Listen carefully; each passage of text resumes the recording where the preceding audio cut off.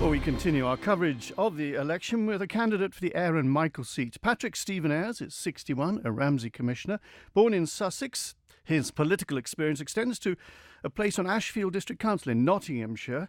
A regular attendee, he tells us, at Keys and Tynwald meetings, ran unsuccessfully the Keys in 2011, a member of the LibVan party and indeed vice chair. Good morning. Good morning to you. In a recent post, you said, "I've made my mind up at last to stand." Tough decision, was it then? It was. There's a lot going on in my life at the time, and I finally decided, I'll go for it. Eddie Tier, of course, is not standing. Did that have any influence on you? I learnt about that after I put that online.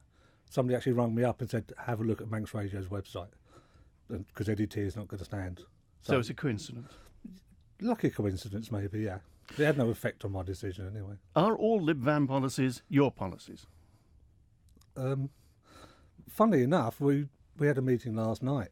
But, we regularly meet to make policies or decide on policies because we sit there and discuss it and pull bits out. Same as government legislation, the same. We pull it apart, we see what's what, and we see how we're going to respond to it. But you feel free to go your own way if you feel strongly enough? Absolutely, yeah. We've got no whip in Liberal Vanning Party. Well, one thing you talk about is departmental membership. You say it should be cut down to one member per department. I've got no problem. I read Lord LibVan's report and I fully agree with him on that. And no extra pay for doing that extra responsibility. I wouldn't take any extra pay anyway. That goes against people who say the bigger the salary, the better the MHK. Well, that's wrong. I think the more dedicated you are to the job, the more willing you are to do the work for the island, for the people. That shows what you are. If you're doing it just for a case of 30%, 40% uplift, I don't think you're doing it for the right reason.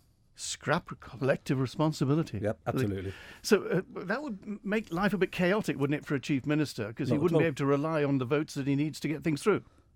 Yes, but isn't it bad that you have to rely on people kowtowing to Isn't their that the way minister? politics works, though? You have to know you've got a body of success, body of support. Yeah, but you don't skew it in favour of yourself. If you can't win the argument by debate, by reason, why do you have to kind of impose some kind of financial bribery, basically, to people to follow a policy? But would it make it a bit difficult to run the political machine if everybody was going their own way, if I can put it that way? Well, everybody wouldn't go their own way. If your arguments are solid enough, then you'll get people behind it.